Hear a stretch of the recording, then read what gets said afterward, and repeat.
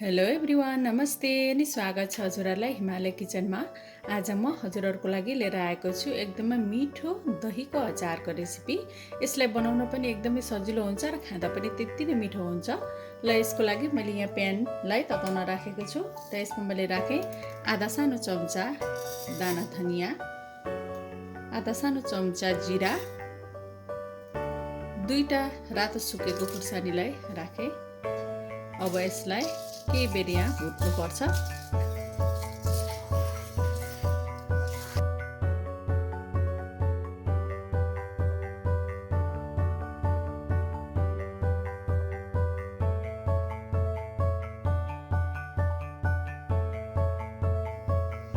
ल हाम्रो मसला अब भुटिएको छ। अब यसलाई म अर्को भाँडामा सार्छु र यसलाई के बेसा लाएर यसलाई म पिस्छु। यसलाई चाहिँ एकदम मसिनो गरेर चाहिँ पिस्नु हुँदैन, ठिक्कको खस्रो खस्रो बनाएर पिस्नुपर्छ दहीको अचारको लागि। अब यसलाई चाहिँ म यसरी पिस्छु।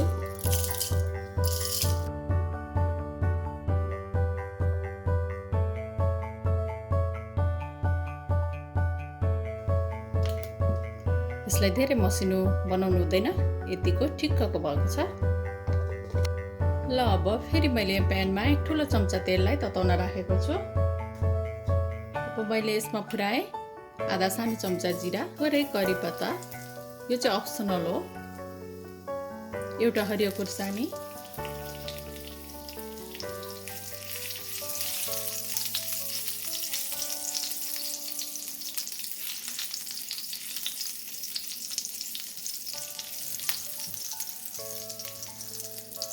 मैले थोरै हिङ राखेँ यसमा।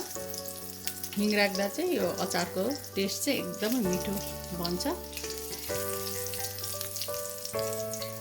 त्यसै गरी एक सानो चम्चा लसुन र अदुवाको पेस्टलाई राखेँ।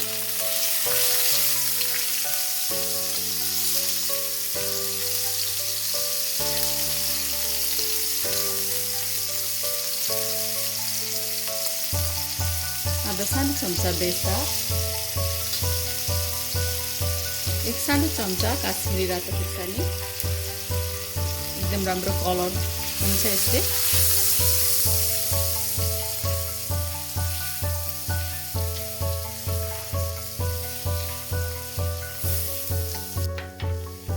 र यति बेला भएपछि मैले यसमा राखेँ 1 कप दही। यसमा मैले राखेँ थोरै पानी।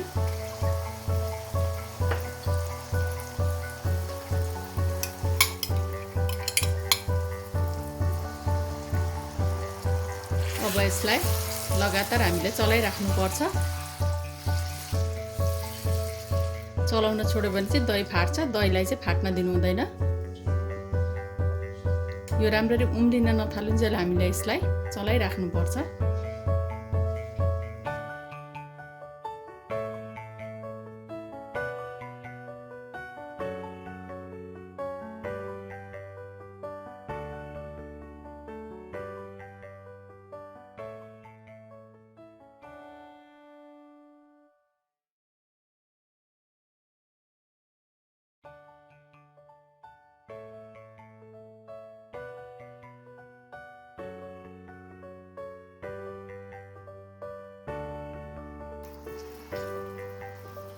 ल अब दही उम्लिन थालेको छ।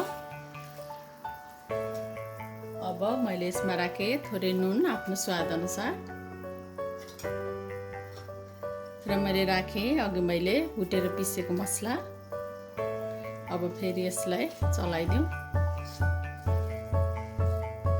अब हामीले यसलाई यतिकै हल्का गरेर चलाउँदै यो बाक्लो हुने बेलासम्म पकाउनु पर्छ।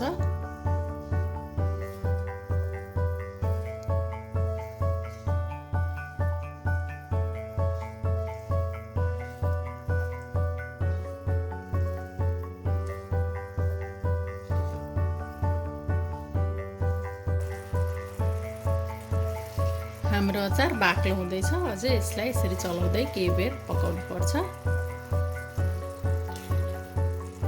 यसमा चाहिँ हजुरहरूले प्याज राख्न चाहनुहुन्छ भने प्याज पनि राख्न सक्नुहुन्छ।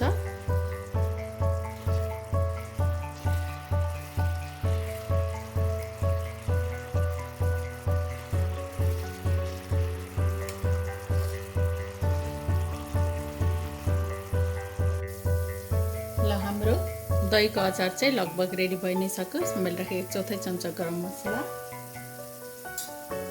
केही धनिया पत्ता। अब मिक्स गरिदिउँ। आफ्नो दही चाहिँ कतिको अमिलो छ त्यही अनुसार, यदि अमिलो दही छैन भने कागतीको रस पनि राख्न सक्नुहुन्छ हजुरहरूले। मेरो चाहिँ अलि अमिलो दही भएकोले मैले राखेको छैन। एकदम मिठो, हेर्दै खाउँ खाउँ लाग्ने देखिएको छ।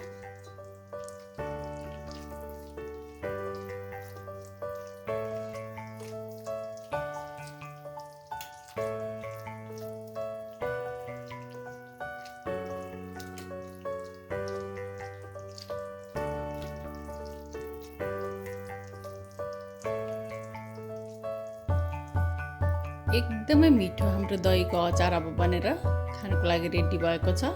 हजुरहरू पनि दहीको अचार बनाएर खानालाई अवश्य पनि एकपल्ट ट्राई गर्नु होला। एकदमै मिठो हुन्छ, बनाउन पनि एकदमै सजिलो हुन्छ, छिट्टै बन्छ। हस् त, यो रेसिपी हजुरहरूलाई राम्रो लाग्यो भने हाम्रो भिडियोलाई लाइक, कमेन्ट, सेयर गरिदिनु होला। यस्तै रेसिपीहरूको लागि हाम्रो च्यानललाई सब्सक्राइब पनि गरिदिनु होला। सब्सक्राइब गरिसकेपछि नजिकै रहेको नोटिफिकेसन बेललाई पनि अवश्य पनि क्लिक गरिदिनु होला। फेरि पनि यस्तै मिठो परिकारको रेसिपी लिएर आउने नै छु। हाम्रो भिडियो हेरिदिनु भएकोमा हजुरहरूलाई धेरै धेरै धन्यवाद।